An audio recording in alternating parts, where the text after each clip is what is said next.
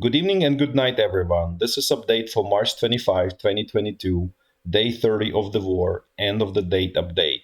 As always, we're going to start from north and then we're going to go clockwise. So let's start with Kyiv and let's look what's going on here.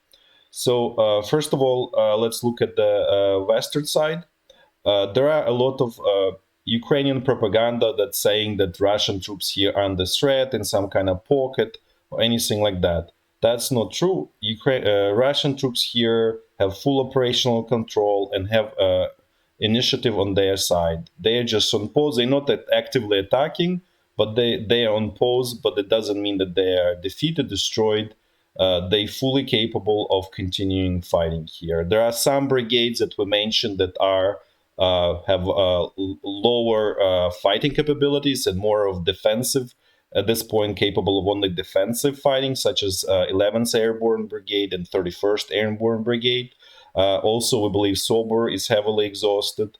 But nevertheless, they have three airborne divisions here, which is quite enough to continue active offensive operations in this area. They're definitely not under any kind of threat of the pocket here. Let's now look towards east. The same story here. There is no any kind of pocket here. Russian troops just regrouping for the most part, dealing with their supply issues. There was a small counter attack here towards village of Lukyanivka that was yesterday taken by Ukrainian troops. The attack was by Russian troops was not successful, so there is nothing major, no news here. Let's move on further. Situation. Let's just look at situation in Kharkiv. There is no changes here. It's always just positional fighting. No major moves here by either side. Let's move south, and we're gonna look at the situation in Izium, which is actually very dangerous for Ukrainian side right now.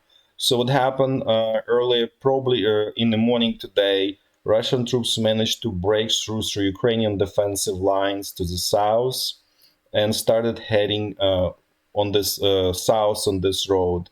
The sort of last point where we know they were, it was about 2 or 3 kilometers south of village of Sukha Kamenka. They probably have moved further down south by now. So Ukrainian army tried to stop them, but so far, to our understanding, they were not successful. We will find out tomorrow if there is more news. I'm sure there is, fierce fighting going on in attempt to stop this. Because if Russian forces continue, they can potentially encircle Ukrainian troops in Donbass. So this is extremely dangerous development for Ukrainian troops, and I'm sure that Ukrainian general staff will do their best to stop this. But will they succeed? It remains to be seen. Let's continue. The next point of tension here is town of Severodonetsk. There is ongoing attempts by Russian troops to capture it. It's still in Ukrainian hands, but there is fierce fighting around it. The same goes true for a small town here called Popasna. So again, Russian attempts to capture that town. Another point of tension here is west of Donetsk. There are two focal points of Russian attack. One is town of Avdiivka, where Russian troops so far are not successful in breaching or making any significant penetration in Ukrainian defenses. And the second is to southwest of Donetsk, a small village called Marinka. There, Russian troops made some progress and captured significant portion of the village, but Ukrainian troops still holding on there. We'll see what happens there next. Now let's move to south to city of Mariupol. So we got more information regarding Russian advances on the western side. So you can see over a day and a half, they moved quite a bit forward towards east.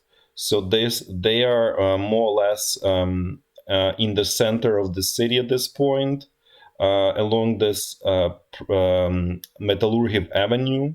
So this is where the front line is happening at this point, per our knowledge. On the eastern side, we don't have any news, and we believe that Russian troops probably moved a little bit further towards west, but for some reason, the resistance here is stiffer by Ukrainian troops, so Russian troops don't make as much progress here.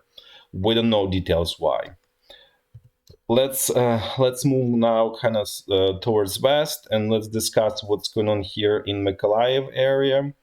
So let's look in detail here what's going on here. So we can see here that there are Russian scouting forces that capture several Ukrainian villages here.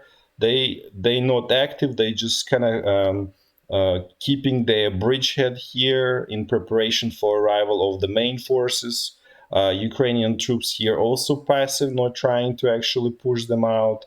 So this is kind of like a sort of stalemate or phony war here going on. Here around Mykolaiv, there's just positional fighting, no major gains or losses in terms of land by any side, just typical war going on there. That's it for today. Thanks for watching, and until tomorrow. Thanks, bye-bye.